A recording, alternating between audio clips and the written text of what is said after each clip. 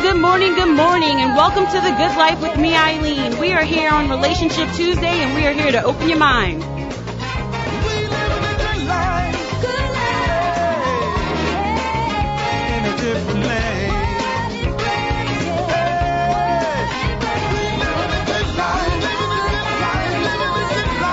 Good morning, good morning, good morning. We are here on Relationship Tuesday, and Relationship Tuesday is brought to you by none other than the Gentili Italian Pie, located at 4706 Paris Avenue. And today is $2 Tuesdays on tap.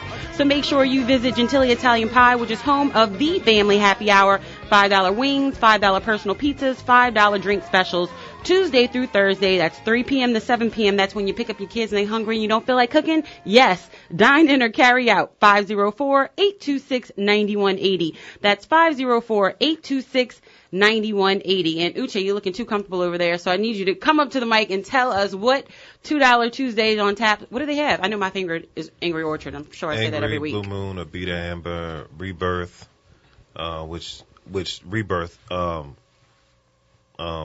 the word I'm looking for? Is delicious. No, Rebirth actually and nutritious is donated to Roots of Music. Oh wow! Yeah, so every Rebirth that is sold money is donated to Roots of Music through Abita Beer Company. So, imagine that. That is amazing. 7th Street Wheat and Nola Blonde, and then we have all the Dos Equis, Negro Modelo, Coors Light, Bud Light, Heineken, Corona, Stella Cidre, Peroni. So we can drink for a cause in New Orleans. You know, that's how we turn up. So let's turn up on Tuesdays at Gentili Italian Pie. That is $2 Tuesdays on tap. Make sure you are there because that is the good life. And do not forget, January 29th at 7 p.m., The Good Laugh, Relationship Tuesday is going up on a Friday. It sets off at Bullets at 2441 AP Toro. That is January 29th at 7 p.m. Tickets are on sale now at thegoodlaugh.brownpapertickets.com. That's thegoodlaugh.brownpapertickets.com. You know, come see what really goes on during commercial breaks. I'm scared. You should kind of be scared too. Come see what really goes on. Make sure you're there January 29th at 7 p.m. That's Friday at Bullets, 2441 AP Toro, because that is the good life. And today, we're going to get into it, y'all. You know, obviously yesterday was Martin Luther King's Day, and so we all had the day off, and it was a day for us to reflect. And I was, flipping through the channels, and I was watching OWN Network, Oprah, and they had this documentary come on, and it was about where people are now. And she had this psychiatrist come on, and it was about 22 years ago, and her name was Jane Elliott, and she conducted the Angry Eye Experiment. And let me say, the Angry Eye Experiment opens your mind to living differently in the world, and that's exactly why I wanted to discuss it today. So I sent the video out to everyone on the panel, and so we are in the studio today with Gian, Ty, Brian, and Uche. And I just want to read a little excerpt. It says, "You're probably more racist than you care to admit. Most of the time, people are treated unfairly because of their differences, according to Jane Elliott's Brown Eyes, Blue Eyes exercise. Are people with brown eyes smarter and some people with blue eyes racist? During the Blue Eyes, Brown Eyes exercise groups, they're separated according to their eye color. The exercise proves that when people with blue eyes are treated the way that people of color, gays, and women are treated, they react exactly the same way. They get angry. This exercise has been done since 1968. Most of us are not aware of the contributions that brown-eyed people/people of color have made to society. We live in a racist society, and we are educated by a racist school system that only teaches us about white contributions. If we start telling truth in schools, we would not have racism. We could cure racism in this country. Racism isn't inbred, it's a learned response. You have to be taught to be a racist." This was Jane Elliott, and she actually started this experiment the day after Martin Luther King died, or was killed, I should say, because she was so impacted by it. She was like, how can I open people's mind to living differently in the world, and how can I put someone who is basically ignorant to the fact that racism exists, how can I put them in a position to at least acknowledge that it does exist so we can start having the conversation so we can move to some sort of peaceful existence. So I sent the video to each one of you, and I'd love to hear your responses to the video before I kind of really get into some deep questions. Gian, since you're first around the table, you're sitting in the number one seat. You're sitting in the number one seat, so you get it. I think the video had a really personal impact on me because everyone knows here my children are biracial, interracial kids. And so that's a different point of view for you. Yeah. I didn't even think about it until you said it. Yeah. So I struggle with that all the time because, remember when I was on the show last time, I told you I was going to 2016, I'm living in reality. Right. Because sometimes I don't like to. I like to pretend like, things don't exist and that's not how it is today. Everything's great. Everybody's going to accept my kids because nobody thinks like that. And, reality likes to hit me in the face, and especially when I watch videos like that with just day-to-day interaction with my kids and my family, and even, situations I had in my marriage when I was married to their father. And so I think that we try to pretend in today's society that like she said on the video, that, people say, liberals say, I'm not racist, some of my friends are black. Right. Or I'm not racist because I don't see color. And I think we like to kid ourselves and believe that that's how we really feel when we, deep down inside, all of us have some type of prejudice. It doesn't mean it's racism. It's just some kind of prejudice to a situation. But I totally agree with you. I think racism is taught at home, or not at home, in society. And I think it's something that you have to address with your family, because I talked about it last time. I think a lot starts at home. And you have to prepare your kids, your family, whoever, that, people have their own views and they're not necessarily right. But you have to know who you are and be okay with that. And you only can change your outer circle and educate people and try to live your life in some way colorblind. Mm-hmm. And so I am trying to figure out as a parent how I'm going to deal with that with my kids going to school, and what group do they even fit in? Right. And especially in New Orleans, I think. In New Orleans. We have you can kind of play the game in New Orleans, though, because New Orleans, with the broad array of colors in New Orleans, that you can kind of play the game until your parents show up at school. You know what I'm saying? So it really does ride that fine line. Ty, what was your thoughts once you saw the video? I just want to challenge, G shouldn't have to find a space for her kids to fit in. They should be in an ideal world. An ideal world, yeah, right. They should be able to be comfortable in multiple different spaces. Why can't aspects of who they are innately and authentically as biracial children allow them to be able to blend and feel comfortable in multiple different spaces and groups and environments, so just challenging that theory. I think for me, what resonated about the video and about the exercise and, what Jane Elliott has been doing for many, many years, because I also checked out a couple of her other videos on YouTube as well, is what resonated the most with me is it's through experiencing you get a better understanding. Right. It is through experiencing you're able to seek understanding. It is through starting from a place of listening first. If you notice, she started off doing a lot of talking. She was explaining hypothetical situations, right, what we're going to do. And they each of the students started from a place of receiving information, and they were actually paying attention, attentive, and listening. And then it was through going through the exercise and experiencing what she wanted them to experience that a light bulb was even able to be touched, and triggered. And so I think that, if we created more opportunities to allow individuals to experience what other people actually have to go through, they'll be absolutely. They'll be that was only an hour and a half. Imagine a day. And quite often it happens. There are a lot of large corporations that have very strong employee communication programs where there is a walk in your shoes day, where one department or field has to shadow another area to better understand what they do and how all of the pieces work together for the betterment of the organization. Right. We do that where we bring our children, to work with us sometimes, and they're able to see and shadow someone. And most importantly, just imagine if our legislators would be required to be a teacher for 2 weeks. Just 2 weeks. Right. by law, they were required to actually teach for 2 weeks, where they wake up very early in the morning. They work the hours of a teacher, Before they want right? to go cut education. Absolutely. They have to go sit in the Just classroom imagine what their outlook and their thought process would be Right. when they're drafting legislation or voting, how it could potentially significantly change the early mornings, the late hours, grading papers till 11 o'clock in the morning, then They had having be to that enter child them in. that had to stand at the bus stop at 5:30 and then go be shipped halfway across school, sit on the bus and have to sit there for a half an hour because you can't get off with no bus monitor and have to sit with the rest of the children on the bus. Imagine if your legislator had to go do that. Imagine having to adjust and meet every respective child where they are because of the backgrounds in which they're coming into the classroom, their experiences. You may have one child With no that's- heat in January. or a child that's just ready to learn versus a child who clearly is going through something at home, and you see that you don't have that child's undivided attention, and how quickly you have to adjust and adapt and accommodate each of your respective children. Right. I really do think that, that could shed light on some of the unrealistic expectations that are placed on our educators. Absolutely. Brian, what were your thoughts after watching the video? And we are discussing the angry eye experiment in which Jane Elliott separated the classroom into blue-eyed and brown-eyed and totally discriminated against the blue-eyed strictly because of their eye color. Go ahead, Brian.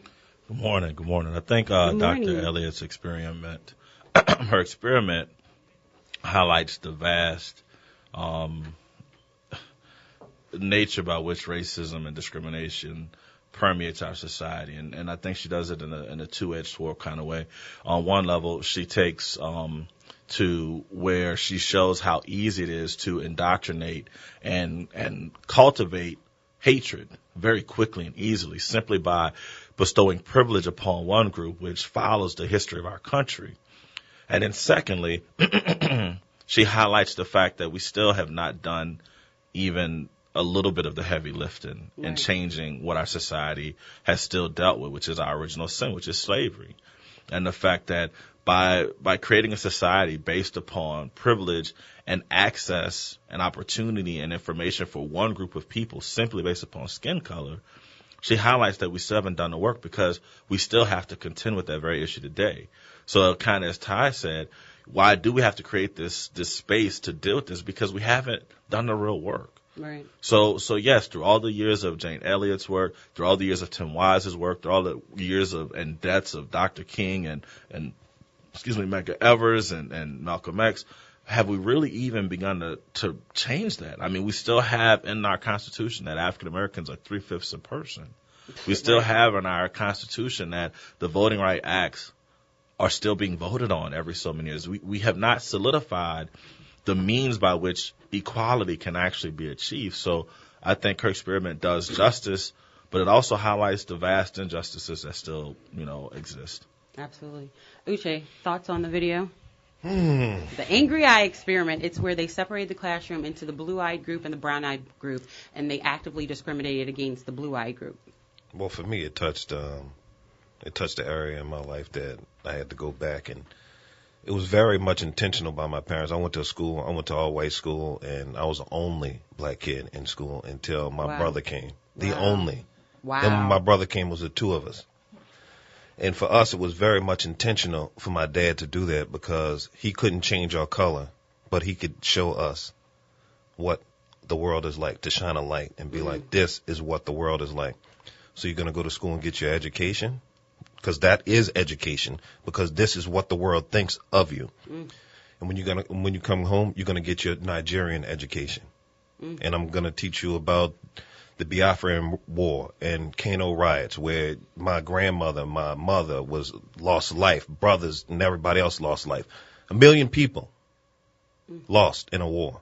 This is the two educations that I'm getting growing up. So I'm getting my education at school, which is, look, I'm gonna just put it out there. This is reality. This is what white people think about you. And I'm going to have you around them every day. So you know what it looks like, you know what it feels like, you know what it smells like. But when you come home, you're going to get your Nigerian education also. So I was fortunate to have the two, and that's in the first time I'm seeing the Jane Elliott thing. So, but for me, it just brought up a lot of things in what she's saying. She was very, very, very right in the whole thing. But in everything for me, I love being black. So for me, it's just once you have that feeling and you really love who you are and you love your people as a whole, look, and some of my best friends are white, but I love being black. Absolutely. And that's really all I can say.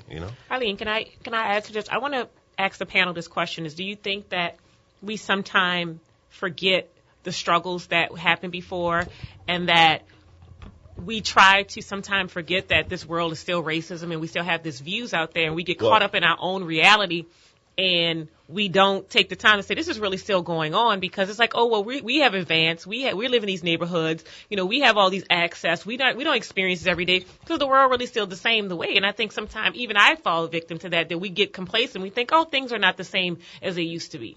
Well, in what Gian's saying, she's 100% right. But the thing is that you have to be educated to know that it is real, to know how to better prepare yourself and protect yourself. So yes, in what you're saying, it's real.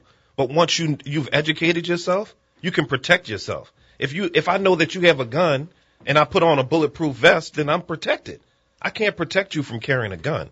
So this education that we're doing with each other and whoever's listening, this is how you better prepare yourself for things like this, by being educated. Well, I thought it was very important, especially after Martin Luther King Day, to continue this conversation, because sometimes, there's a lull, but I want to continue this conversation. We're going to go to the lines. We have Keith on line 2. Keith, good morning and welcome to The Good Life. We are here on Relationship Tuesday discussing the angry eye experiment, in which a classroom is separated between eye color, the blues and the browns, and how the blues are actively discriminated against and how they feel and the repercussions of that. Go ahead. Good morning, beautiful people. And I hope everybody enjoyed the celebration of Great Man's Life yesterday. Absolutely. I hope we all got a lesson from it. I know I did. I'm talking about something you said earlier about maybe somebody being taught something that's very dangerous for everybody, racism.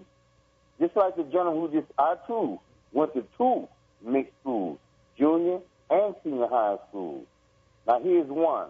When I was in elementary school, traditional, public, Mr. Edgar Poirot, Judge Inrail Augustine's wife, Miss Augustine, in our classroom, we had pictures on the wall, maybe Abraham Lincoln, George Washington, Thomas Jefferson. But you know what else we had on the wall? Who? Mary Cloud Bethune, George Washington Carver, Ella Baker. We had all the great African-American heroes on the wall. And that was in the 60s. Our teachers taught us the African-American history. In traditional public, when it came to sports, they taught about Rod Campanella, Jackie Robinson, Satchel Paige. They taught us our history. Now, so I don't know if some public school teachers was put in other public schools, but Johnson Lockett and the Ninth Ward, those teachers were hard-hitters. They taught us good. We even had Louisiana history. I'm serious, y'all. Now, the guy who walked in the church and killed those people, you think he wasn't taught that? Y'all think that guy wasn't taught that? Absolutely. I'm going to tell y'all something. These charter schools, I'm going to tell you like this morning. These charter schools may have certain, as we say in the street, quiet as it kept, they may be indoctrinating some of these kids to become mean, because the problem we keep talking about from school to school with charter schools, they may be hurting these kids when they do that. Now, public schools, I'm telling y'all, if we want to see some positive things from our kids, to respect all people in this world, we've got to bring back these traditional public schools where it all first started from. It was a working foundation then, it can be a working foundation now. So I'm telling you, back to the fire water, y'all can hear me. Thank you so much, Keith, for your call. We appreciate it. Man, fuck. We are going to really delve into this conversation. You are not born racist. You're born into a racist society. We're really going to jump into this process when we get right back for the break. Stay tuned. This is Good Life, y'all. Hello, this is Reverend Samson Skip Alexander. Join me each Tuesday at 1 p.m. for Eyewitness to History. We'll discuss how things used to be in the good old days. Join us each Tuesday at 1 p.m. for Eyewitness to History, only on WBOK, 12:30 a.m. Real talk for real time. Carter Business Development delivers. For businesses to compete, they must have access. Let CBD be your bridge for business development services, radio advertising, social media marketing, brand ambassador, outreach, and access. Contact Carter Business Development at 504-400-7127 or email Eileen@tglradioshow.com. Carter Business Development creates unfolding opportunities. CBD connects the dots from where you are to where you want to be. Join the good life now with Carter Business Development, 504-400-7127, 504-400-7127. As quoted, a man who stops advertising to save money is like a man who stops a clock to save time. Let CBD save you time and give you access. Call 504-400-7127, 504-400-7127. Take the steps required for access so you can live the good life too with Carter Business Development. That's 504-400-7127.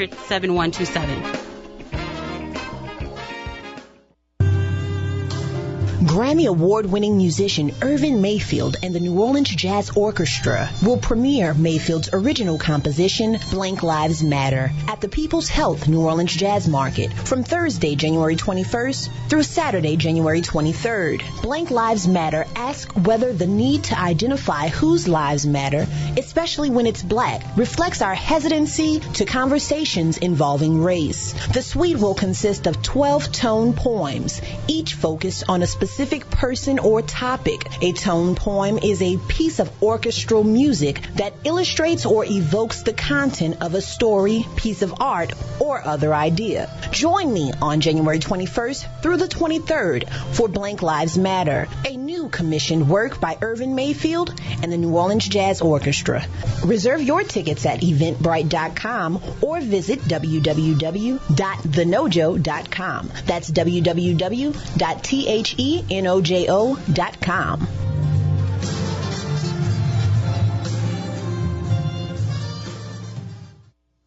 Good Laugh Relationship Tuesday is going up on a Friday. Sets off at Bullets, 2441 AP Turo, January 29th at 7 p.m. Tickets are on sale now at thegoodlaugh.brownpapertickets.com. thegoodlaugh.brownpapertickets.com. The Good Laugh Relationship Tuesday going up on a Friday is presented by the Good Life Radio Show featuring Stand Up Nola, combining Relationship Tuesday with the crew Eileen, Uche, Brian, Henry, and Ty, and Friday's The Good Laugh Comedy Hour with comedians Tony Frederick, Matt Owens, and CJ Hunt. The Good Laugh is comic relations. Buy your tickets online now. thegoodlaugh.brownpapertickets.com. thegoodlaugh.brownpapertickets.com. Come hear what really goes on during commercial breaks. Come get your relationship questions answered live. Stand Up Nola will say everything we can't say on air.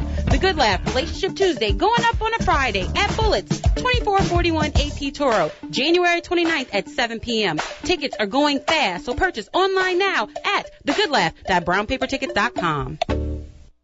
Gentili Italian Pie is home to the $5 Family Happy Hour. Specials on pizza, wings, and drinks Tuesday through Thursday, 3 p.m. to 7 p.m. Gentili Italian Pie does fresh for the entire family. Salads, pizza, pasta, wings, and oven-baked sandwiches. Gentili Italian Pie offers lunch and dinner in a new, modern atmosphere surrounded by big screen TVs.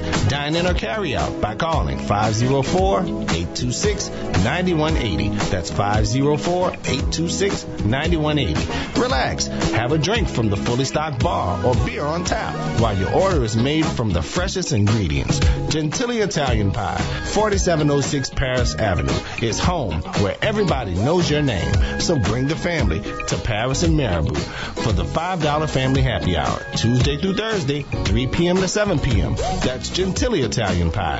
Dine in or carry out. 504-826-9180. That's 504-826-9180. You gotta try the pie. That's the original Italian pie, located at Paris and Marabou in Gentili.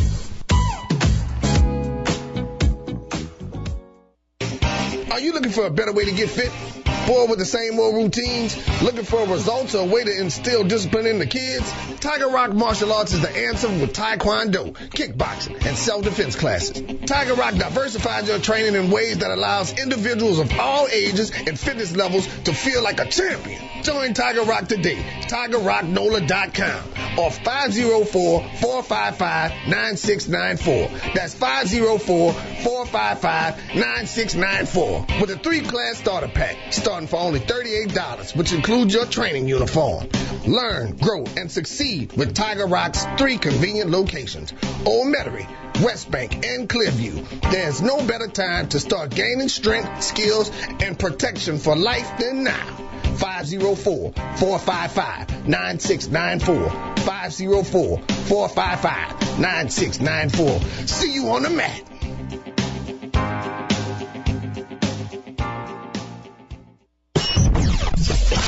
WBOK 1230 AM, the People's Station.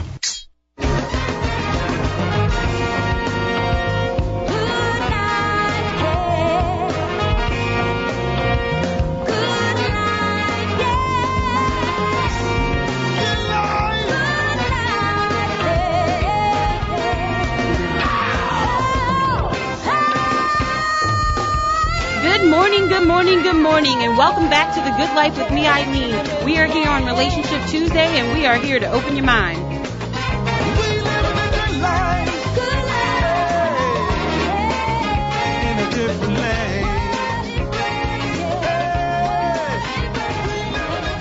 We are here on Relationship Tuesday discussing the Angry Eye experiment. It was an experiment by Jane Elliott. She was born May 23rd, 1933. She's an American former school teacher, recognized most prominently as an anti-racism activist and educator. She is also known as a feminist and LGBT activist. She created the famous blue-eyed, brown-eyed exercise, first done with third-grade school children in the 1960s, which later became the basis for her career in diversity training. It goes on to say that you are not born racist. You are born into a racist society. President's Joint Council on Mental Health in 1959 featured as being the #1 mental health problem among children in the United States of America. They say no one wants to say the word color because no one wants to recognize differences. Differences need not be seen as a negative. It ought to be all right to be different. If you are raised white in America and you are not president, then it's a miracle. It means that the system has failed. The school system in this country is about maintaining the status quo. In schools, they teach white supremacy. Jane Elliott. What are your thoughts? We were just discussing, the school system and how children aren't, innately racist. They learn that from society and society's, teachings. And they learn that from us. And if we want to change something, we have to stop passing down this racist culture.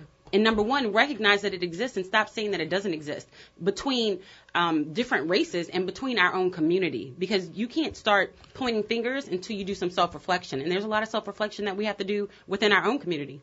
Mm-hmm. I'm going to shout out my homeboy, Royce Duplessis. Last night we had this conversation about what happens when people lose hope. And to Gian's question around how do we contend with these issues if it seems as though we don't want to acknowledge racism or if we kind of pretend like it's supposed to have gotten dealt with. I think the reality of it is for both African Americans and European Americans and any other group of people ethnically diverse in our country, the reality is that racism still exists. And we won't combat it, we won't change it until we put it on the table, we examine it, and we change it. Now, that means some people in some positions are going to have to get very uncomfortable. They're going to have to give up some access, some privilege, some power. But that's the point. And what we're talking about in one space is to me, in my experience, is that my mom, through the work that she did, and she was sharing stuff like she met Dr. King. She had never told me that before. Wow. And she was sharing that as a child in New Orleans growing up. She was hoping that we wouldn't have to contend with the black only, white only for water fountains, that we didn't have to deal with the screen on the bus. And so she said, yes, my hope was that by you going to the schools you went to, you would have learned better, had a better experience. And then when I shared with her my experiences and how her training taught me to get through, it was good, but in the same vein, the only way to win a battle is if you know what you're fighting against. And so like Gian said and like Uche said, yes, by putting your kids and putting yourselves in those situations, you become battle tested. But the reality of it is I think there was a generation both of white people and black people who just hoped we wouldn't have to deal with this anymore. They thought the marching, and I told somebody last night, too, I said, I'm not marching anymore. I am about real, active changing of systemics and people. And if people are not going to do the right job, we got to vote them out, get them out, move them out, however we got to. You know what? As we talked about this during the break, and y'all, what you hear during the break, about, being children and having those experiences and what our children will go through. But you know what? I want to throw this question out to each one of you, and I'll tell you my own. We've all had racist experiences, but what was that one experience that kind of stuck? Well, for me, it was multiple, I'm sure, for y'all, but was there one experience that kind of like stuck out more than the others? For me, I went to, it was a mixed elementary school, Catholic elementary school, but there were tracks, and I was the only black in my track. And so, you went to library with your track, you went to PE with your track. So basically, you stayed with your track the whole day. And so I didn't have the, thank God, like Uche, it was just you. But, for me, it was in my track. And so that's kind of the group that I hung with. And I remember, it was, I'm going to shout it out, sorry, y'all, Valencia, Uptown. There was, it was a party that everybody went to. And when I tell you they looked at me sideways for being there, I was the only there, and they looked at me sideways. And I was so uncomfortable and cried. I called my parents to come pick me up. And I never went out with them on the weekends. That was that age where, I guess 6th or 7th grade, where, you start, going out with your friends on the weekends and stuff like that. It was very uncomfortable. They made me know that I was uncomfortable and I wasn't wanted. And I called my parents to come pick me up. And I was like, I don't ever want to be in that situation again. And actually, I ended up leaving that school in 7th grade because of the racism. And it was so uncomfortable. My parents were like, I don't want you in that situation anymore, because my grades had gone from like A's and B's to like a C's and D's. And they were like, that's not my child. But my parents were, paid enough attention to me to know that something was going on. And so, what a blessing. But what about the children who don't speak up and, who aren't getting that same type of attention? What was it for you? Probably for me was when at my high school, and it is what it is. I graduated from Isidore Newman. Somebody wrote in my yearbook at the end of the year, have fun in the ghetto. Oh, wow. I grew up in an all-black neighborhood, but it was not a ghetto. And I remember thinking, well, this person just made a huge assumption about who I am and what I am. And at the end of the day, it just reminded me that people can make assumptions about you regardless of what you're doing, how you're doing it, and what you're doing it at. So it just reminded me at that point, people are going to make assumptions about me. So I'm going to come and I'm going to bring it hard every day, and that's it. Right. Go ahead. Uche? I remember I was probably 12 years old. My mom lived in Biltmore, Connecticut, of all places, on this gated golf course community, and me and my brother riding our bikes, and this man pulls up, old white man. He's like, y'all know y'all gonna get in trouble for being back here. Y'all know y'all not supposed to be back here, right? What? And me and my brother looking at each other like, I live here. Huh? And that's what and I didn't even respond to say, right, I live here. We just kept riding our bikes, and he just kept following us. And he kept following us until we got home. Right. And then I always, as an adult, I always wonder what he thought when he saw us go home. Right. After what he told us. So that was like the jolt. It was a jolt, like, man, it's real. You know what? Before I go to the Gian and Ty, I want to say something real quick because, gosh, this hit me. And our children go through something, but it was the first time that I dealt with it with my child standing next to me. And it was 2 Saturdays ago. So we are at a party for one of his friends at school, right? And so I'm going to just give you a whole story without saying the name of whatever. So Tanya Boyd Cannon was the entertainer at the event. When I tell you she was amazing, she was absolutely amazing. And she had her children there. Her daughter sung a song, beautiful voice. And her son was on the drums. When I tell you he was doing it, right? Now, my son is at a predominantly white school. It is mixed, but it's predominantly white right now. So we're leaving. And there's another couple who's leaving maybe 2 steps ahead of us. He turns around and he says, weren't you the little boy on the drums? You look like him. What? They do not look alike. The only thing that they have in common is that they were both black. But Aiden turned around and looked at me and I said, don't even worry about it. But this is what our children go through. And I was just glad that I was there to be able to have a conversation with him to make sure that he was okay. Because this is what our children, especially our black young, exactly, it's life. And it's what you're going to have to deal with. Ignorance. You're lucky he said it. Right. Go ahead, Ty. To go back to your question, poor Aiden, but life. Right, it's life. I think for me the most the memory that has stood out the most for me during my high school years. I attended a majority white Catholic high school here in New Orleans, and I won't lie, I had Saturday detention every Saturday for my first 3 years of school. My father would automatically wake me up. I would pay my $10, and I had Saturday detention.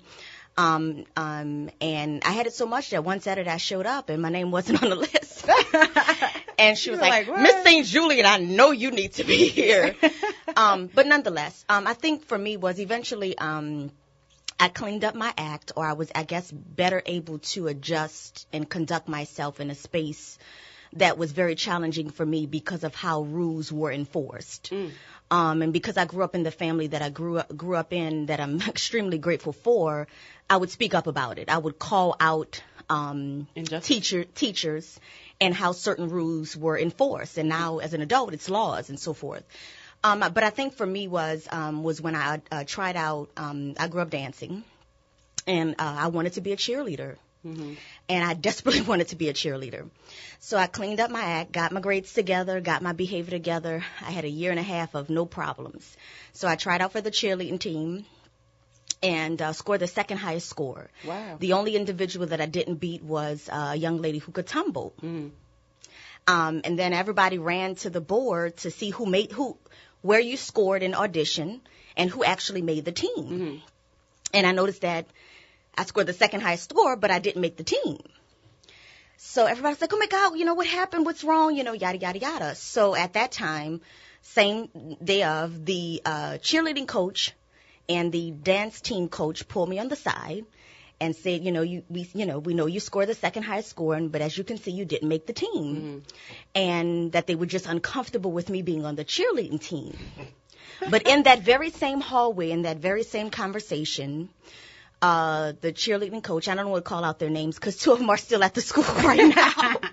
But nonetheless, I feel if people want you to talk better about them, then they should have acted better than their lifetime. And so I was pulled over. And she said, you notice that you didn't make the cheerleading team. But we want to offer you an opportunity to be on our dance team, and we want to offer you a captain position.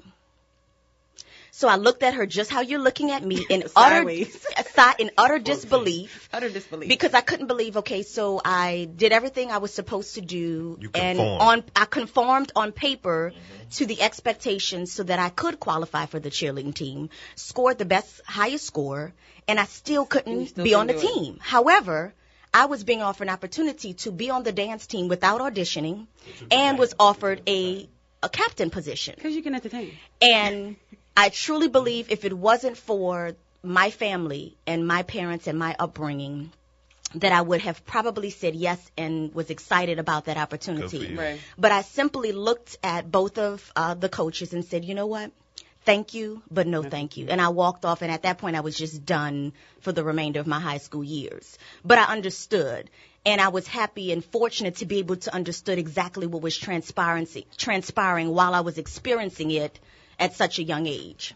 Go ahead, Gian. Last but not least for a question. We're discussing the Angry Eye experiment, and we are discussing talking about our experience. Yeah. I have one that kind of ties into my youth and my adult because it happened to me in both times of my life, which is very strange. Mm-hmm. Everybody knows New Orleans East. And so do you need to take a break? Okay. So we moved in Lake Forest Estates when I was 3 years old. And at that time, New Orleans East was a predominantly white area at that time. So on my street, we were the second black family on my street. And so multiply the neighborhood.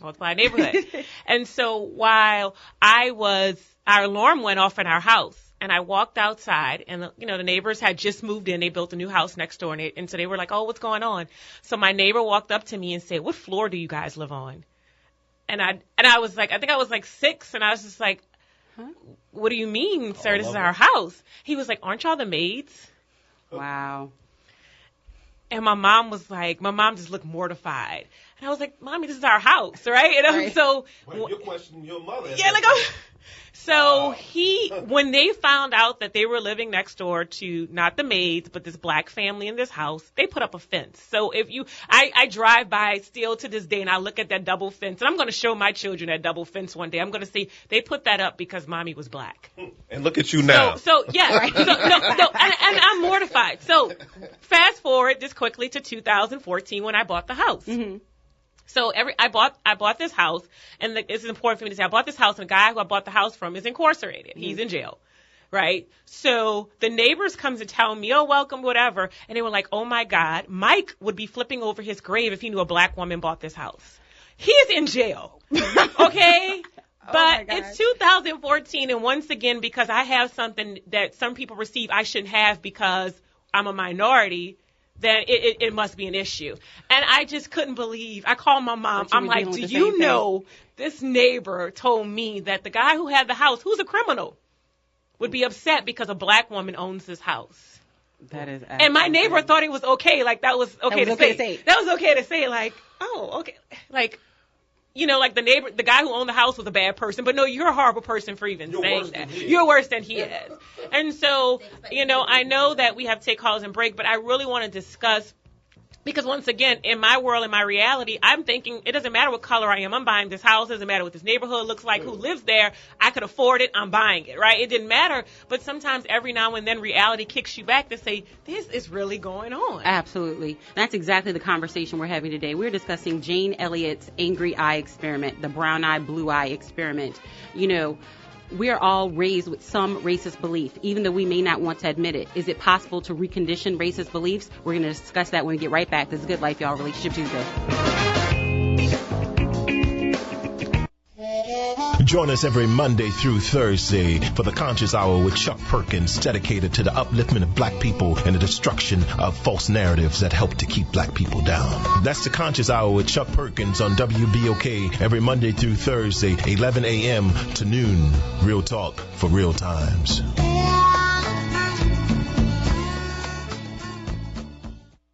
Good Laugh, Relationship Tuesday is going up on a Friday. Sets off at Bullets, 2441 AP Toro, January 29th at 7 p.m. Tickets are on sale now at thegoodlaugh.brownpapertickets.com. Thegoodlaugh.brownpapertickets.com. The Good Laugh, Relationship Tuesday, going up on a Friday, is presented by the Good Life Radio Show, featuring Stand Up Nola, combining Relationship Tuesday with the crew, Eileen, Uche, Brian, Henry, and Ty, and Friday's The Good Laugh Comedy Hour with comedians Tony Frederick, Matt Owens, and CJ Hunt. The Good Laugh is comic relations. Buy your tickets online now. Thegoodlaugh.brownpapertickets.com. Thegoodlaugh.brownpapertickets.com. Come hear what really goes on during commercial breaks. Come get your relationship questions answered live.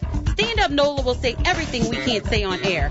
The Good Laugh, Relationship Tuesday, going up on a Friday at Bullets, 2441 AP Toro, January 29th at 7 p.m. Tickets are going fast, so purchase online now at thegoodlaugh.brownpapertickets.com.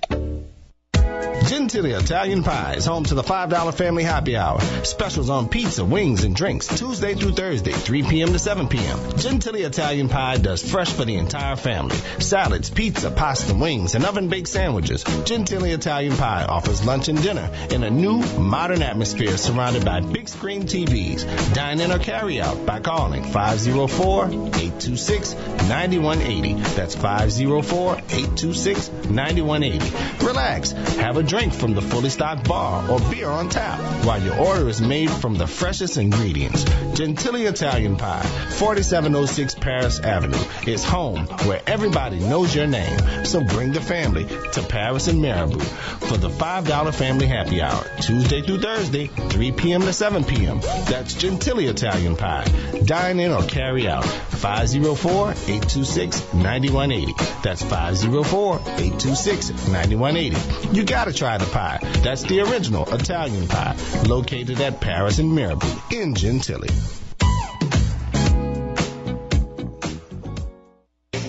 Are you looking for a better way to get fit? Bored with the same old routines? Looking for results or a way to instill discipline in the kids? Tiger Rock Martial Arts is the answer with Taekwondo, kickboxing, and self-defense classes. Tiger Rock diversifies your training in ways that allows individuals of all ages and fitness levels to feel like a champion. Join Tiger Rock today. TigerRockNola.com or 504-455-9694. That's 504-455-9694 with a 3-class starter pack starting for only $38, which includes your training uniform. Learn, grow, and succeed with Tiger Rock's 3 convenient locations: Old Metairie, West Bank, and Clearview. There's no better time to start gaining strength, skills, and protection for life than now. 504-455-9694. 504-455-9694. See you on the mat.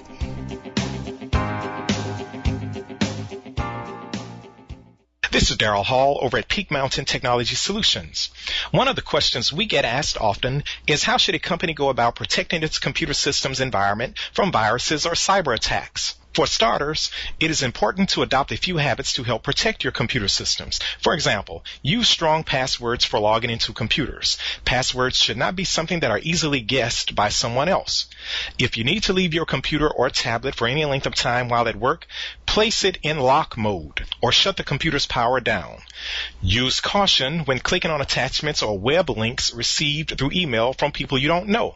And don't click on pop-up ads from websites unless you have a reason to trust that site. And use virus protection software. On behalf of Peak Mountain Technology Solutions, this has been your Computer Technology Minute. For more information on how we can help protect your computer environment, give us a call at 504-355-8400 or visit us online at peakmountain-techsolutions.com. Talk radio heard around the globe. New Orleans owned WBOK 1230 AM and WBOK1230AM.com. Real talk for real times.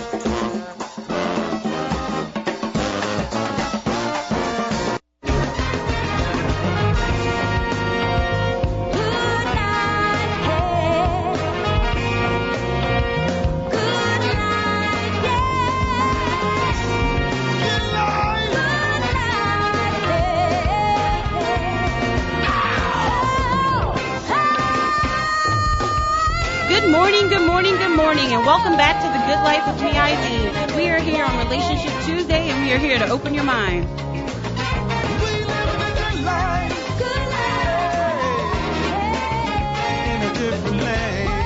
We are here on Relationship Tuesday discussing the Angry Eye experiment. It was an experiment in which the blue-eyed people and the brown-eyed people were separated due to their eye color, and then one group was discriminated against. And then there was, what would you say? No, I was like, in the experiment, when the woman comes back in, she storms back into class, and she's like, what has somebody done to you? Exactly. All you have to do is apologize. You're this upset. All you have to do is apologize to the black people in the class that you offended by walking out on them. You mean? And she said, "I'm not going to do it." That authority figures do to young black men every day, and they want them to apologize. But she was too angry to apologize, and she left rather than apologizing. Just like a police officer. Oh, okay. It was an accident. You shot somebody. Apologize, not cover it up. Jane Elliott goes on to say that all white people are raised with some racist beliefs, even though may not want to admit at a minimum. It's possible to recondition racist beliefs. I'm going to go to the lines. We have OT on the hotline. OT, welcome to The Good Life. I wish you were in the studio today. Good morning. OT. Hello. Good morning, OT. Hey, good morning. Good morning. Just I told you I would be following you guys' discussion, and if I could call in, I would. Racism exists, class, divisions, distinctions, gender, where you live. All those divisions exist. They have existed. I mean, the key that I found for our community is how we view ourselves. Within the African American community, there are those who don't even identify with the African American community. We use comments like those people, those children. There are many who, until they're faced with racism and class distinction, have never have had any really connection or empathy for our community. So at the end of the day, how you feel about yourselves and how you're equipped, whether it's from your family, your faith, or just your innate ability to deal with the kind of person you are, how you deal with it ultimately is going to determine how successful you are are and how competent you are as it relates to dealing with those things like racism. Thank you, OT. You're always on point. You know I'm going to reel you in next time we have this conversation. You're going to be sitting in the studio. All righty. But and New Orleans has a caste system that's been around for a long time. Good hair, bad hair, skin color, all those issues.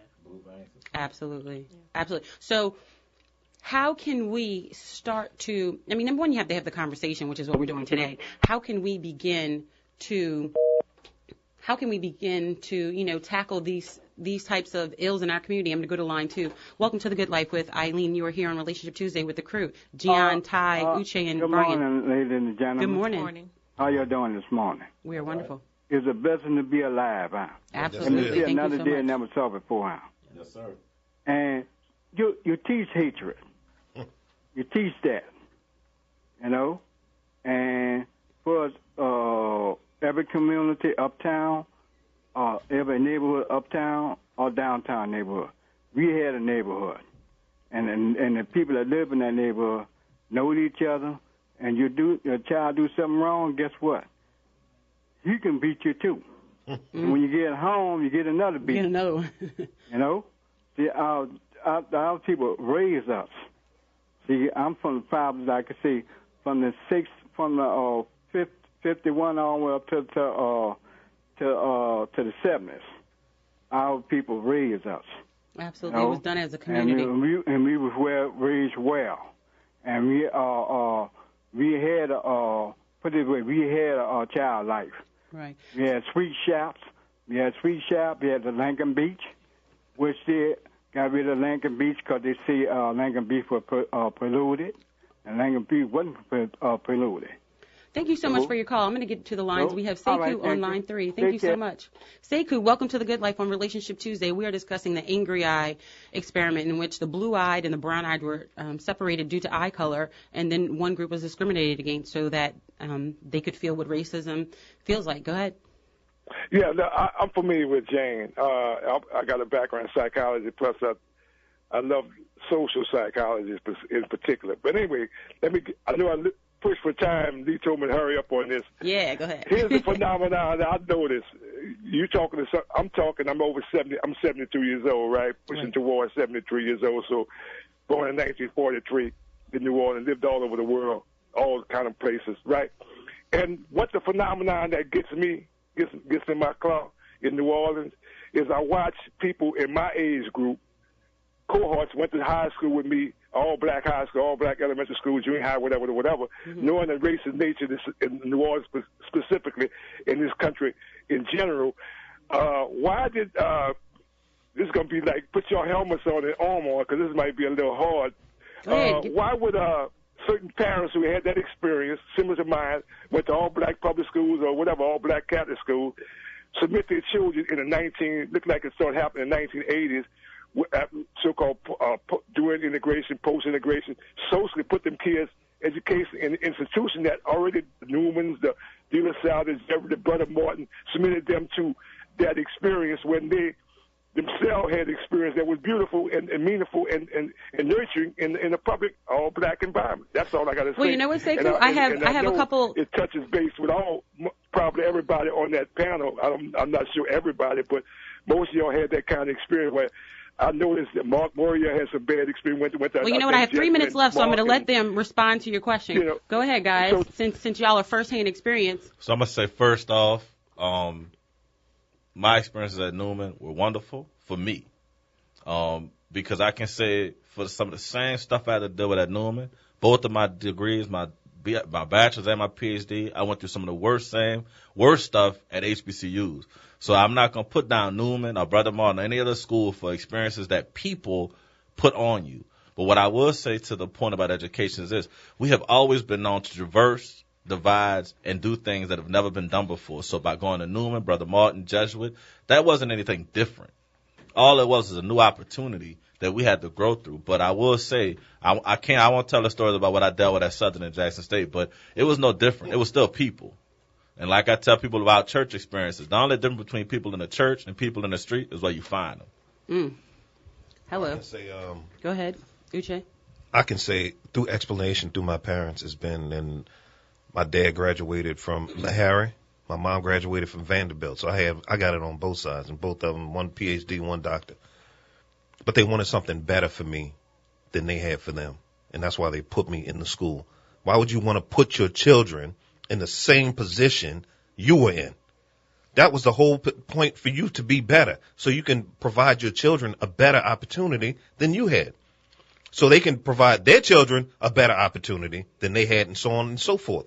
Who wants to put their children in the same position that they were in? So you mean if you grew up in a 2-bedroom house, you want your children to grow up and be in a 2-bedroom house?